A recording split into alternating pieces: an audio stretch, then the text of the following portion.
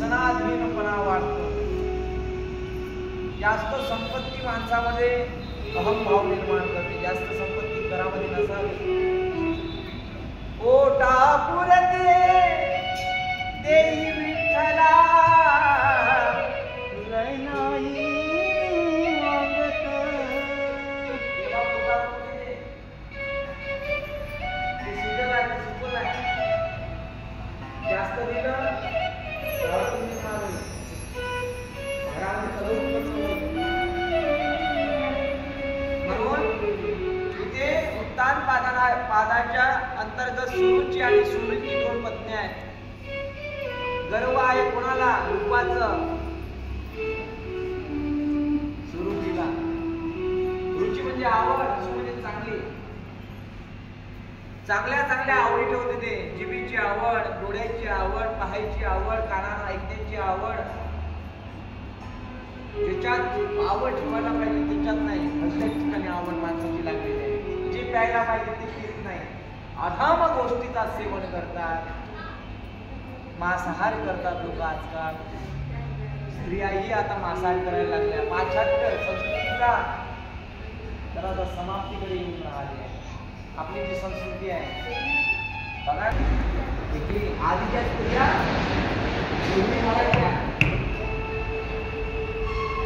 आमची आजी, तिला आम्ही मा म्हणायचो. एवढी घातलेली, लुगडं नेसलेली, मोठं जाट डोक्यावर कुपड असेल, कुंकू असणारी, आणि हातामध्ये बांगड्या. आता तर बांगड्या पाहायच्या दिसतच नाही बाप्पा. बांगड्या हरवल्या आहेत. बांगड्या का घालतात माहिती आहे का? सौभाग्याचं लेखक आहेच आहे. पण जशी जशी तुमची बांगडी घरामध्ये वाजेल तसं तसं राक्षसी वृत्तीचा जे तुमच्या घरामध्ये उद्रेक झालेला आहे. यारो माइंड जी शक्ती आहे तुमच्या घरामध्ये, नकारात्मक शक्ती, ती त्या बांगडीच्या नादामध्ये निघून जाईल. म्हणून बांगडी आपण हातामध्ये घालतो, हिरवी बांगडी. सौभाग्याचं लेणं आहे. डोक्यावरच पदर का घ्यावा स्त्रियांनी? नाही, त्याचा विचार कधी केला ना तुम्ही?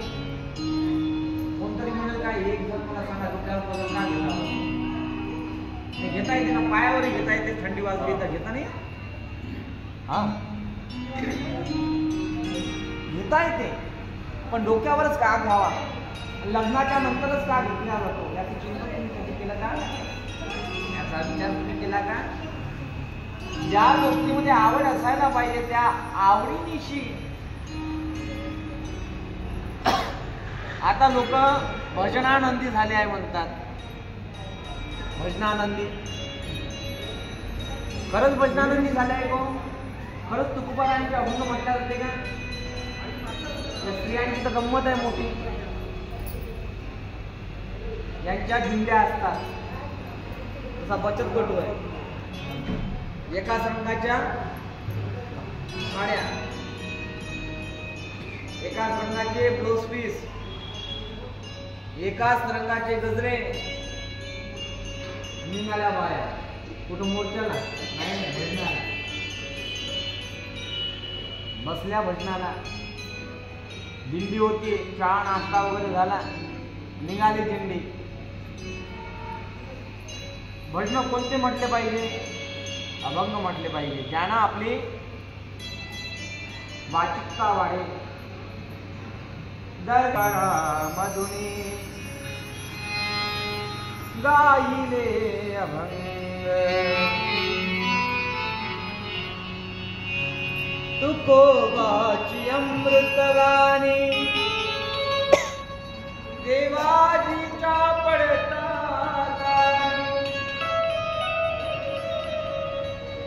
दगडाच्या तळामधुनी गाईले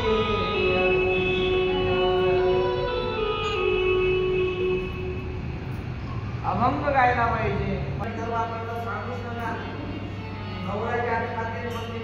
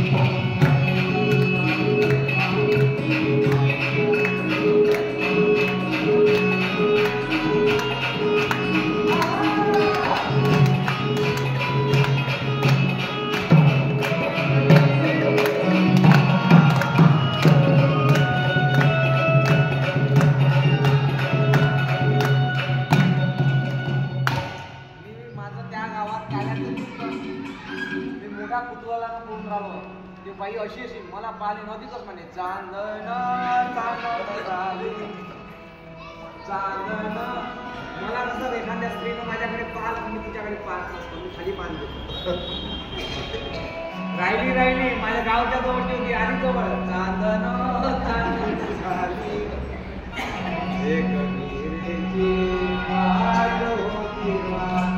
मी चिंतन करत राहिलो काल्याच्या कीर्तनापर्यंत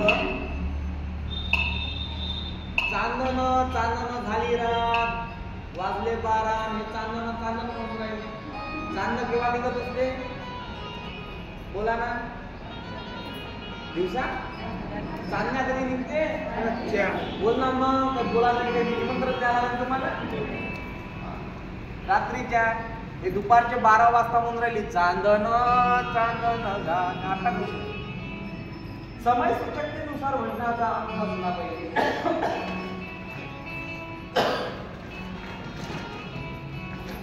काय करावं गुरुजी अशीच आहे सौंदर्याचा गुमान करते जे खायला पाहिजे ती खात नाही भलतच काहीचं सेवन करते त्यामुळे तिचा सात्विक आहार कमी होऊन त्या आहाराचं स्वरूप एवढं वाढलं की तिला अहंकार व्हायला लागला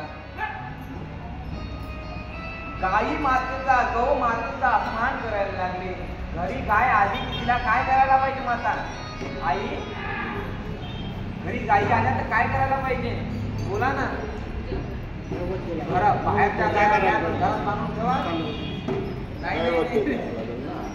नैवेद्य द्यायला पाहिजे नैवेद्य हा तोटा देऊ नये तिच्या गुळाचा खडा असला पाहिजे तरच नैवेद्य द्यावा बाबा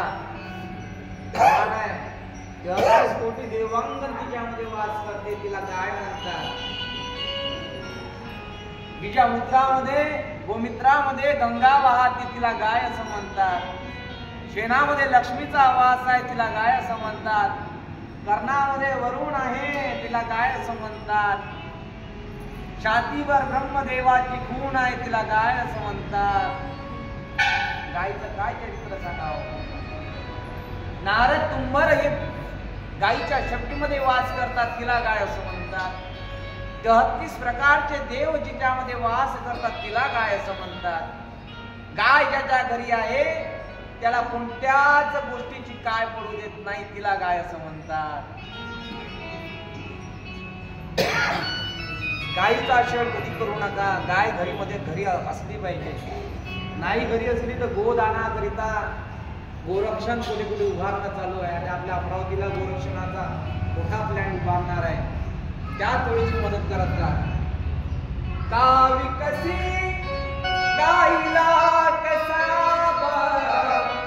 असा भिकारी लोकांचं प्रमाण आता गाईला कसाबाला विकायला लागले गाईच्या प्रकरणामध्ये गो महात्म्यामध्ये सज्जन कसा आहे गोष्ट ऐकायला माणूस सहजतेनं पाप कसा करतो काय म्हणतात साहेब सहजतेनं पाप होऊन जाते आपल्या मनात पापाचा आविर्भाव नसतो पण सहज होऊन जाते एक गाय निघाली पूर्वेला निघाली होती धावत धावत धावत धावत एक मनुष्य फळ गाडीवरून घेत होता त्यानं फळ घेतली मागून एक कोणीतरी व्यक्ती आला आणि व्यक्तीनं विचारलं गाय कोणीकडे गेली तो न बोलता त्याने हातानं फक्त बोट दाखवलं की या बाजूने गेली गाईला कसाबा असा भिकारी भाला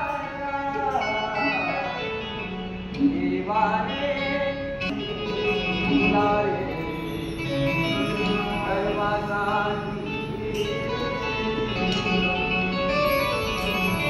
समजू शकता ना कोणी साहेब? आवाज बसलाय का? तुम्ही नाही समजले तर कोण समजलं? एक तर बायको समजते, एक तर माझ्या बायको म्हणजे माझ्या बुवाची तब्येत बरोबर नाही, तिने बरोबर समजते. बायकोला बरं झालेली नाही, बरोबर की नाही? बाकी बरोबर आहे की नाही? नवऱ्याची तब्येत बरोबर आहे की नाही ते अर्धा पहिले समजते. जसं कुत्र्याला माहीत राहते की आघात आहे, संकट आहे अर्धा तासाच्या आधी. कुत्र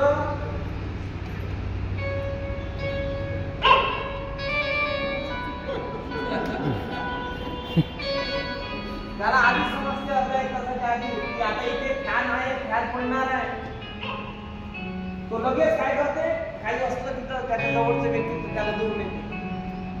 मरण माहित आहे ना.